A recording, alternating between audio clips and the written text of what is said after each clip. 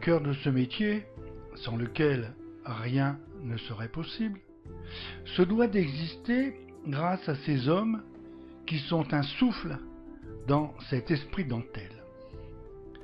Ce chariot, cette bobine, ce plomb de comps, de pointe, cette lame de peigne, ce jeu de barre, cette braquette, ces droppers, tous sont repensés, fabriqués, réparés par les gardiens de cette vieille dame en fonte.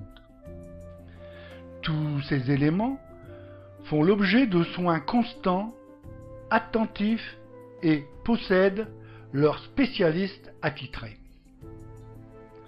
Ne s'occupe pas des chariots qui veut. Il en est de même pour l'ensemble des éléments qui constituent ce cœur de métier. Il faut du doigté et tellement d'exactitude que certains n'y parviendront jamais.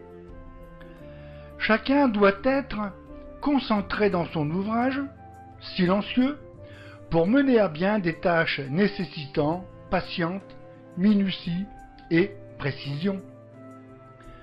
La mise en œuvre et la mécanique sont des univers masculins. On y travaille au milieu de machines d'un autre âge, souvent faites maison, avec des roues et une chaîne de vélo pour certaines.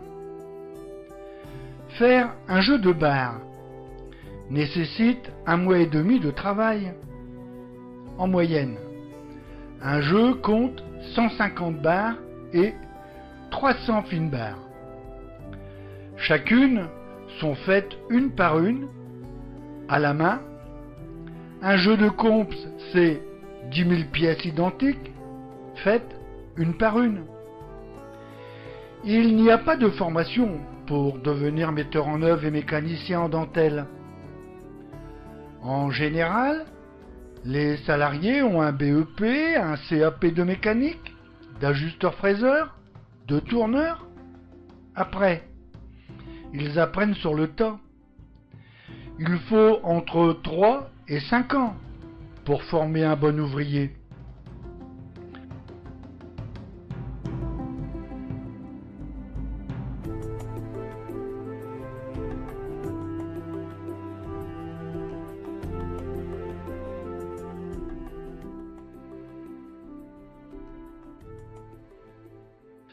Le huileur ou la huileuse prépare, solitaire, les précieux chargements qui feront sur le métier le parfait ouvrage. Il se doit d'avoir un grand savoir-faire pour être en mesure de faire passer les fils dans les bobines de cuivre. Cette opération, faite manuellement, nécessite une attention extrême ainsi qu'un tour de main d'exception. Ces bobines remplies, pleines, passent ensuite dans les mains habiles du presseur qui identifie et répartit les bobines par épaisseur afin de les harmoniser en ajustant le pressage nécessaire à chacune et finalisera l'opération en les passant au four. Il va et vient entre les huileuses et les remonteurs, aide précieuse, perpétuellement aux aguets d'un prochain jeu à remplir, d'un autre à remonter.